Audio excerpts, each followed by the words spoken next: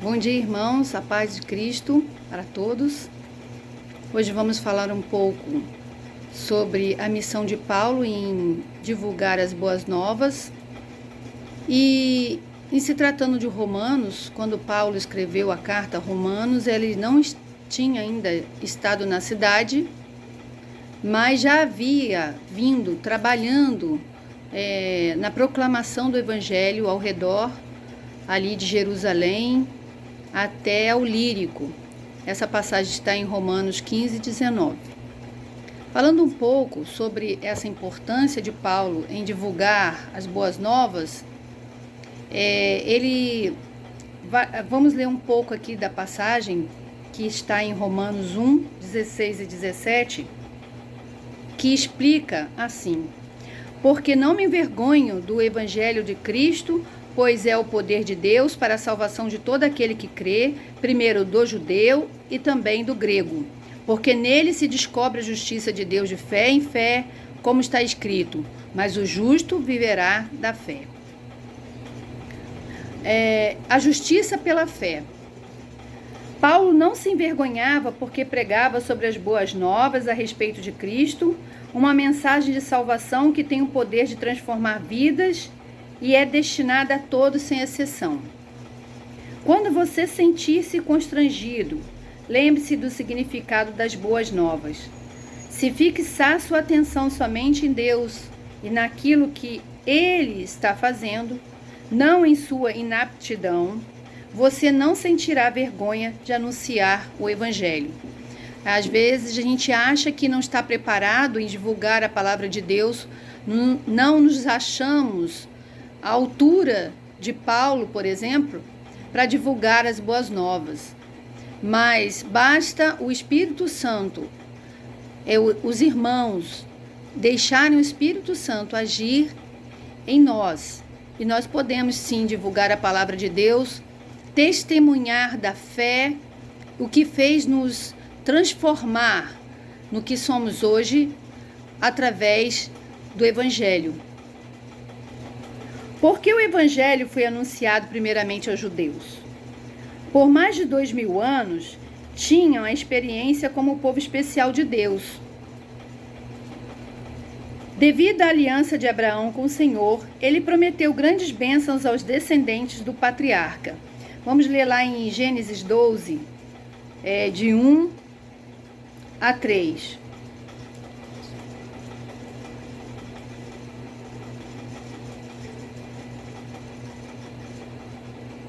Diz assim: o Senhor disse a Abraão: saia da tua terra, da tua parentela e da tua casa e a casa do teu pai, e vá para a terra que lhe mostrarei. Farei de você uma grande nação, e o abençoarei e engrandecerei seu nome.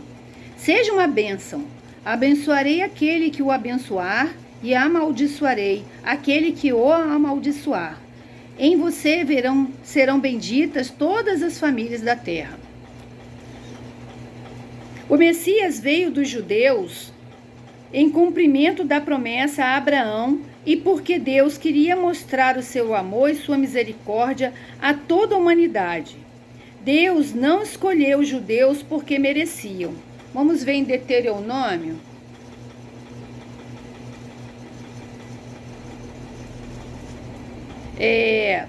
Vamos lá, irmãos, podem procurar Deuteronômio 7, de 7 a 8, que diz assim: a eleição e a graça do Senhor. O Senhor não tomou prazer em vós, nem vos escolheu, porque a vossa multidão era mais do que a de todos os outros povos. Pois vós ereis menos em número do que todos os outros povos. Então Deus nos escolheu por causa da quantidade de pessoas. Mas porque o Senhor vos amava, e para guardar o juramento que fizera a vossos pais, o Senhor vos tirou com mão forte e vos resgatou da casa da servidão da mão do faraó, rei do Egito. Outra passagem de Deuteronômio 9 diz assim: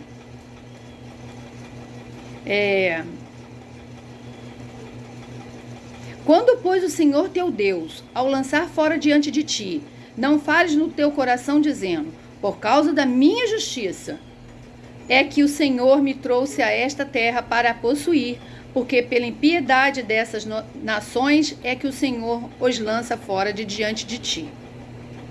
Não é por causa da tua justiça, nem pela retidão do teu coração, que entras a possuir essa terra, mas pela impiedade dessas nações, o Senhor teu Deus as lança fora de diante de ti, e para confirmar a palavra que o Senhor jurou a teus pais, Abraão, Isaque e Jacó. Sabe, pois, que não é por causa da sua justiça que o Senhor teu Deus te dá essa boa terra para possuí-la, pois és povo obstinado. Então, o Messias que veio dos judeus em cumprimento à promessa a Abraão, e porque Deus queria mostrar o seu amor, a sua misericórdia a toda a humanidade, mas Deus não escolheu os judeus porque mereciam, como eu li em Deuteronômio. Deus os elegeu não para o papel de favorito, mas para que contassem ao mundo o plano de salvação. Foi o povo escolhido para espalhar o evangelho na terra. Durante séculos, os judeus aprenderam a respeito de Deus por meio da obediência às suas leis, da celebração das festas e de uma vida de acordo com seus princípios morais. Muitas vezes esqueceram-se das promessas e das leis de Deus em várias ocasiões. Tiveram de ser castigados, mas ainda assim possuíam a preciosa herança, a fé no único e verdadeiro Deus. De todas as pessoas na terra, os judeus deveriam ser os mais ansiosos para receber o Messias e entender a missão e a mensagem dele, mas apenas alguns conseguiram. Como? Eu vou ler para os irmãos, os que realmente conseguiram ver essa mensagem esperar através do Messias. Em Lucas 2, podemos ler aí Lucas 2.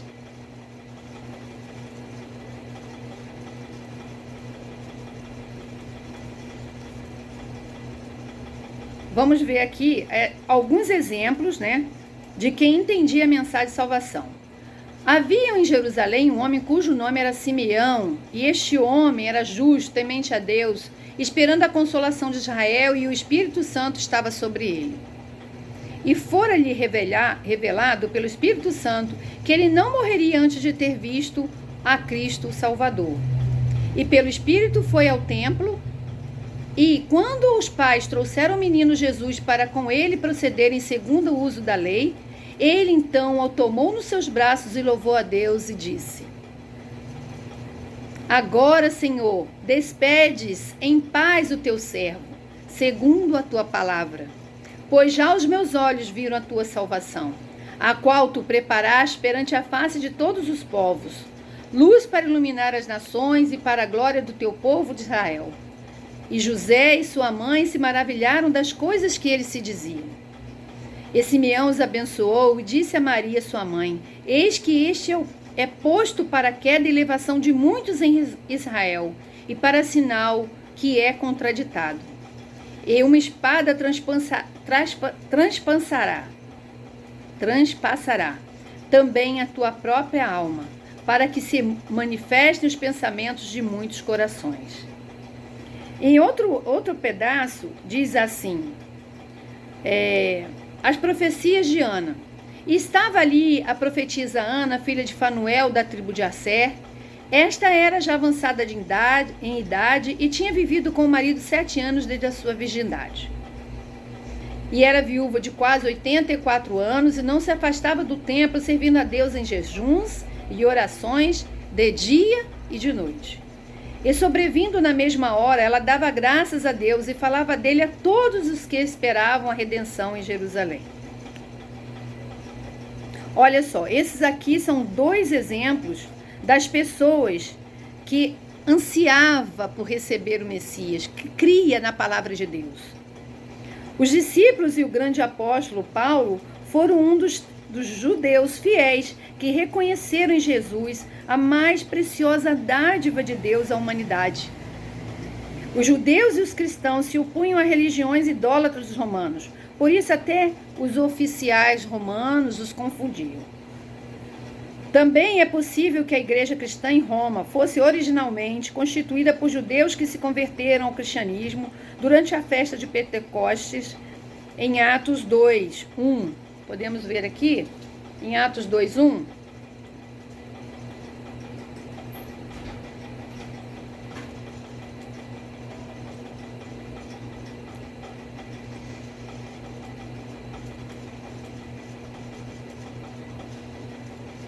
E cumprindo-se o dia de Pentecostes, estavam todos concordemente no mesmo lugar.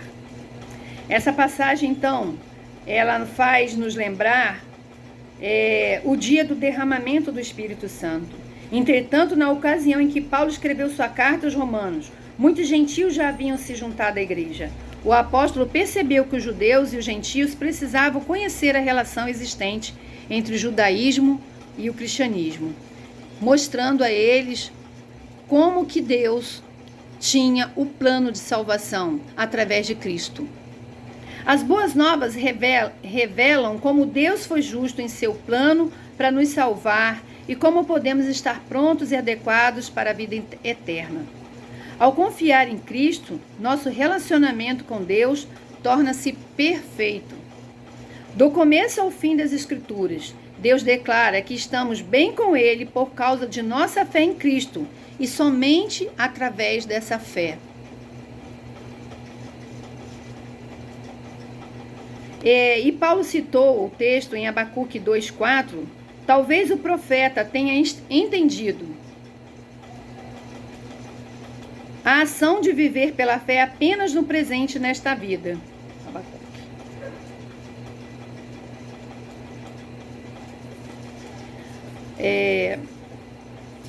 Voltando aqui onde eu estava. Paulo citou no texto de Abacuque 2:4, talvez o profeta tenha entendido a ação de viver pela fé apenas no presente, nesta vida, mas Paulo ampliou o significado ao apontar para a vida eterna. Vamos ver aqui então em Abacuque 2:4, que fala assim: eis que a sua alma está orgulhosa, não é reta nele, mas o justo pela sua fé viverá. E finalizando, irmãos, somos salvos à medida que confiamos em Deus e nele encontraremos a vida agora e para sempre. E é importante que nós tenhamos um papel de disseminação da palavra de Deus por onde formos, que sejamos testemunha. Qual era o dever de Paulo desde o princípio? Depois de encontrar-se com Cristo na estrada de Damasco, está descrito em Atos 9, Paulo dedicou toda a sua vida à tarefa de divulgar as boas novas da salvação.